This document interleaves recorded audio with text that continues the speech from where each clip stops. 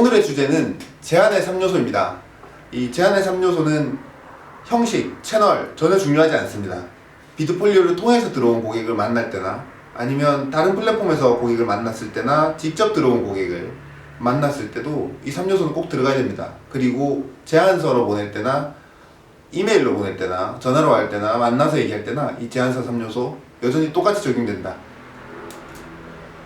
이해했다, 해봤다, 이렇게 하겠다. 너무 당연한 내용이라고 생각할 수도 있지만 건축이라는 다른 분야에 적용하더라도 똑같이 맞아떨어집니다. 건축주분이 어떤 집을 짓고 싶은지 이해했다. 비슷한 집 많이 지어봤다. 그 집 지으려면 이렇게 해야 된다.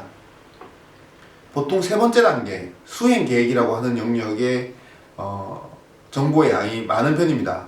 콘티, 스토리보드, 제작 기획안, 견적 이런 것들이 양으로 치면은 비중이 크지만 결국 이렇게 하겠다라고 하는 수행 계획 정보에 이제 묶이게 된다. 이 어플리케이션에 들어가는 정보의 양을 콤팩트하게 압축시키고 형식을 덜어내고 간소화시켜야 되는 게 정말 중요한 부분입니다. 왜냐면 업체들은 이전에는 제안서를 써서 보내는 게 일반적이었는데 그러려면 2, 3일씩 스터디를 하고 복잡한 형식의 PPT에다가 제안서를 만들어서 제시를 해야 되는데 그게 안 됐을 경우에 들어가는 시간과 비용의 손실 그리고 상실감 이게 감당이 안 되거든요. 결국 제작사들이 손실을 보게 됩니다. 이 인풋이 높아지면 그러니까 우리가 노력을 더 들였을 때 고객 만족도가 높아진다면 그건 의미 있는 활동이겠지만 제안서를 복잡하게 꾸미고 화려하게 꾸미고 양을 늘린다라고 하는 게 고객 만족이랑은 전혀 상관없는 일입니다. 저희가 감독님들 미팅한 다음에 고객분들한테 전화를 해서 어떤 감독님이 좋았고 어떤 감독님이 아쉬웠냐 얘기를 했을 때 이렇게 얘기하는 사람은 아무도 없습니다. 그 업체가 문서를 정말 잘 준비해왔더라. PPT 양이 압도적으로 많기 때문에 거래를 해야겠다. 계약서까지 같이 준비해왔더라. 이렇게 얘기하는 고객 하나도 없습니다. 고객들의 피드백, 긍정적인 피드백, 큰 틀에서 벗어나지 않습니다. 우리 회사에 대한 정보를 거의 다 조사를 하고 왔더라. 공고에 있는 내용 정말 중요하게 핵심적으로 잘 짚어왔더라. 레퍼런스 조사 많이 해와서 내가 선택 바로 할 수 있도록 역제안 많이 해주더라. 비공개 포트폴리오 다 들고 와서 보여줬기 때문에 신뢰를 할 수 있었다. 어떻게 하면 그런 결과물을 만들어낼 수 있을지에 대해서 경험을 기반으로 설명을 잘 해주셨기 때문에 믿음이 갔다. 긍정적인 피드백은 이틀 안에서 벗어나지 않습니다. 그리고 이틀 안에서 결국 아까 그 3요소가 들어가 있는 거죠. 들어가면 좋은 정보를 얘기를 했으니까 들어갈 필요가 없는 정보도 몇 가지 짚어보도록 하겠습니다. 내가 누군가, 나의 작업 철학, 열정 피력하기. 내가 누군지는 사실 나타내지 않아도 앞에 3요소가 갖춰져 있으면 먼저 물어봅니다. 이 사람은 뭔데 이렇게 내 프로젝트를 잘 이해하고 있지? 어떤 사람이길래 비슷한 프로젝트를 이렇게 많이 해봤을까? 먼저 물어봅니다. 작업 철학은 설명하는 순간 좀 구차해지죠. 드러나야 되는 겁니다. 그렇게 구질구질하게 설명을 해야 된다면 사실 그렇게 중요한 철학인가 생각하게 될 수도 있습니다.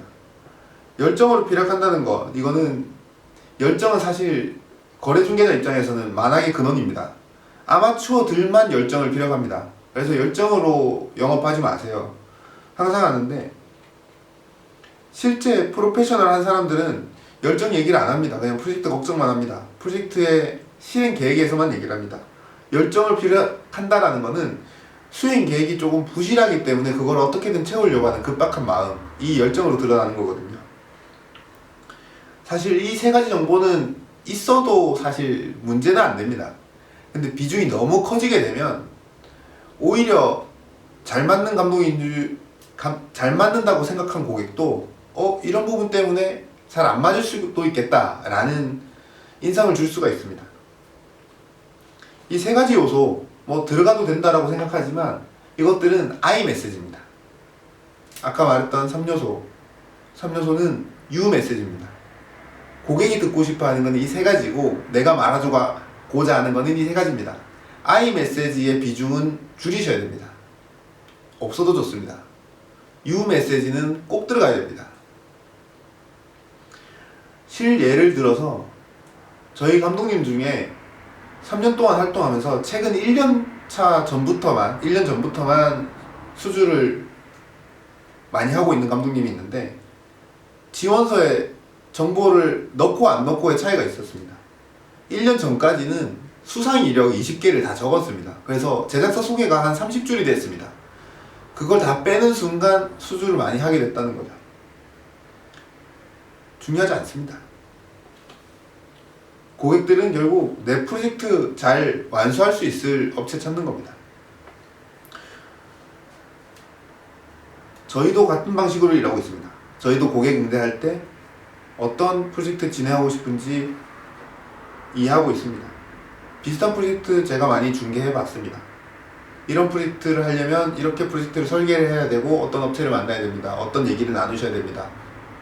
저희도 이 세 가지 틀에서 맞춰서 고객 응대를 하고 있고, 감독님들도 이 고객을 지속적으로 받아가기 위해서는 이 틀에 맞춰서 정보를 제시를 하고 이어가면 된다.